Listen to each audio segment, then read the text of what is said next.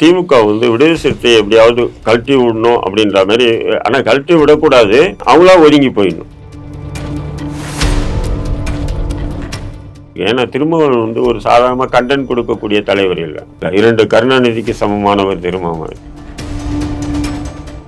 மக்கள் நல கூட்டணின்னு ஒன்று உருவாக்குனார். அந்த மக்கள் நல கூட்டணிக்கு வைகோ தான் தலைவராக நம்ம நினைச்சுக்கிட்டாலும், ஆனால் அதை ஆர்கனைஸ் பண்ணி ஒருங்கிணைச்சது திருமாவளவன் என்பது தமிழக மக்கள் மறக்க மாட்டாங்க, அரசியல்வாதிகள் மறக்க மாட்டாங்க. எல்லாரும் 26 தேர்தலுக்கு முந்தி இப்படி ஒரு கோடை வந்து போட்டிருக்காரு திருமாவளவன் அப்படின் போது, நிச்சயம் அது வந்து திமுக சைடு வந்து மிகப்பெரிய ஒரு கலக்கத்தில், ஒரு மனக்குழப்பத்தில் தான் இருப்பாங்க.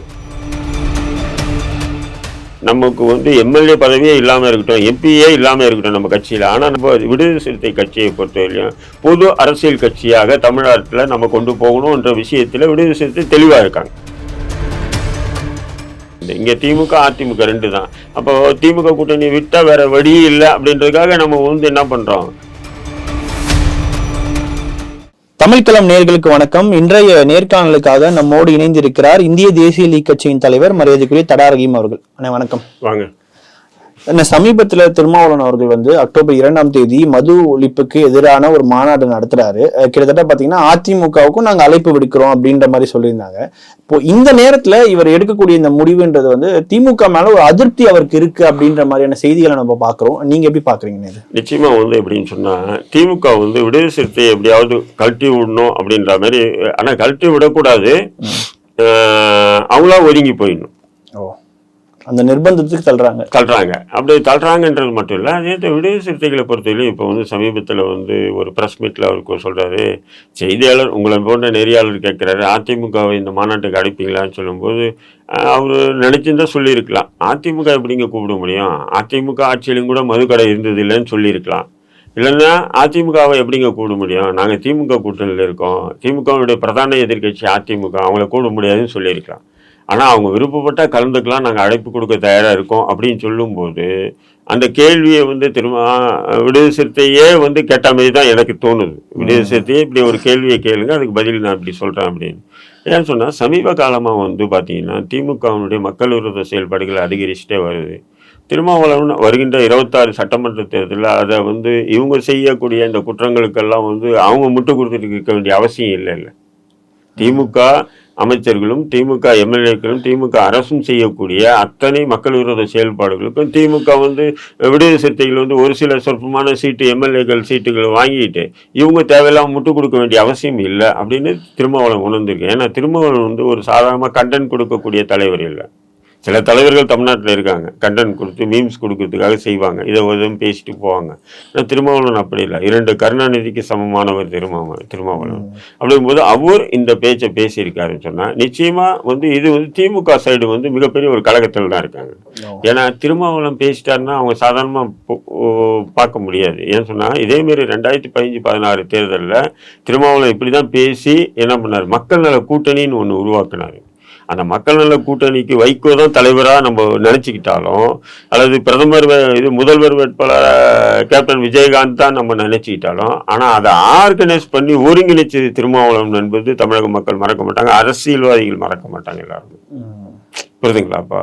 அப்போது 26 தேர்தலுக்கு முந்தி இப்படி ஒரு கோடை வந்து போட்டிருக்காரு திருமாவளவன் அப்படின் போது, நிச்சயம் அது வந்து திமுக சைடு வந்து மிகப்பெரிய ஒரு கலக்கத்தில், ஒரு மனக்குழப்பத்தில் தான் இருப்பாங்க. ஆனா இப்ப திருமாவளவன் சொல்லும் பொழுது வந்து இல்ல கூட்டணி வந்து அதிருப்தி அப்படிலாம் கிடையாதுன்றாரு. அதே மாதிரி 7 அமைச்சர்கள் கிட்ட சொல்லும் பொழுது பாத்தீங்கன்னா இல்ல திருமாவளவன் எங்க கூட்டணியில தான் இருக்காருன்னு சொல்லி அந்த பதில சொல்றாங்கன்னும் பொழுது அந்த சைட்ல எந்த ஒரு குழப்பமுமே இல்லைன்றதை நம்ம எடுத்துக்கலாம் இல்லையா? இல்ல நம்ம திருமாவளவன் கேட்டா நீங்க ஏன் இப்படி சொன்னீங்க, திமுக குழப்பம் இருக்காருன்னு சொன்னா உங்களுக்கு தெரியும், அது ஒன்றும் இல்லை. தமிழக அரசியல்ல தேர்தல் கூட்டணி வைக்கிறதுக்கு ஒரு நாள் முன்னாடி வரையிலும் பாமகவும் அதிமுகவும் கூட்டணி உறுதின்னு பேசிட்டு இருந்தாங்க, சொன்னாங்களா இல்லையா?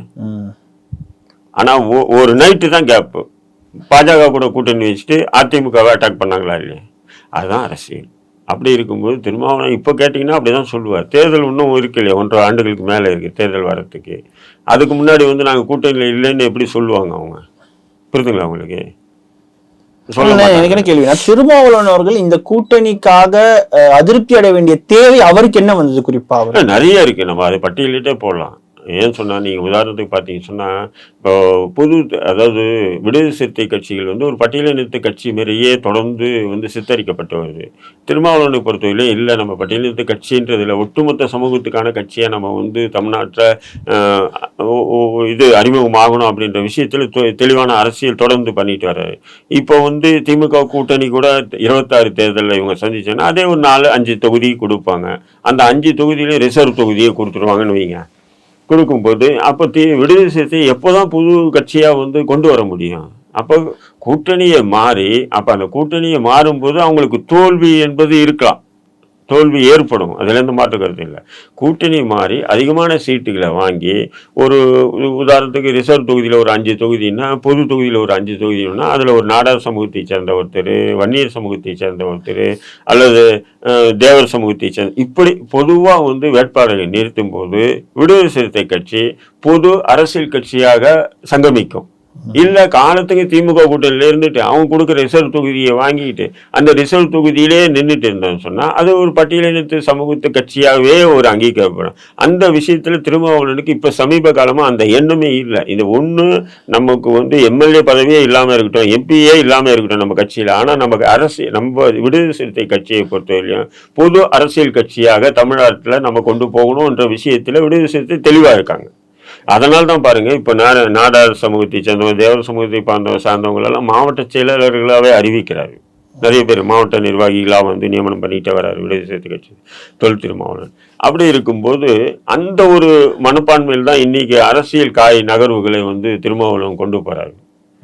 அப்படி இருக்கும்போது அது 26 தேர்தலில் நிச்சயம் விடுதலை சிறுத்தை வந்து திமுக கூட்டணியில் வந்து என்னுடைய பார்வையில் 75% வாய்ப்பு இல்லை.